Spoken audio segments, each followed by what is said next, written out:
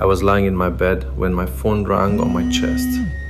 It was a private number, which most times I would choose to ignore, but I have mental health and physical health problems, so I picked up on the chance that it may have been a doctor or my counselor or something, which isn't at all out of the ordinary. However, it was about 10:30 at night, so I entirely had a hard time believing it would be either anyway. I put the phone up to my ear and said, "Hello," in a slightly annoyed tone, as I was fairly dubious as to who was calling me, to which the voice of a woman responded, "Hi," followed by my first name, in a voice I could barely recognize. Instantly, this set off alarms in my head, and I felt my heart rate increase significantly. I tried to keep my cool and said, "Who is this?"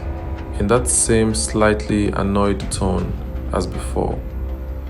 I wasn't gonna rule out that it could have been someone I knew fucking with me, and although the voice sounded a little recognizable, it almost seemed like the voice they were using was being put on, as to hide any recognition. The furthest question they asked me was, "Do you have a girl?" Which admittedly was an odd question to ask, so I replied, "No," which was true. They let out a brief chuckle that sounded mocking and rude, and I said, "Why'd you ask me that?" To which they didn't reply and chuckled again. I began to say something which I now don't remember, and they interrupted me by saying, "What's it like in my town name these days?" My heart sank. For context, I live in an area with a few small towns before the countryside begins for a good 100 or so miles. So it wasn't like they were saying, "What's it like in New York?" or something of the likeness. My town has a population of around 10,000 people, so it was no vague statement. "I don't know what you're talking about," I replied. The shakiness in my voice was noticeable to me, but I think I hid my panic from them well enough. Again, they chuckled, almost in the exact same tone as they had the previous 2 times. They then proceeded to claim that we used to date a few years ago, and when I asked who they were, they said, "I'm not telling you," dragging out the last word in a sort of playful tone. Their voice bared some resemblance to a person I had dated previously. However, they claimed they used to go to my school, which in itself is strange, knowing which school I went to, and got kicked out in the first year of secondary for setting a fire in the girls' bathroom.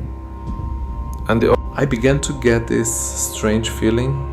None of her facts were adding up. And then I began to wonder where this person found my number, or even how they at all knew who I was. I gritted my teeth and said in an assertive voice, "Who the fuck is this?" To which he chuckled one final time and ended the call. My head spun in confusion.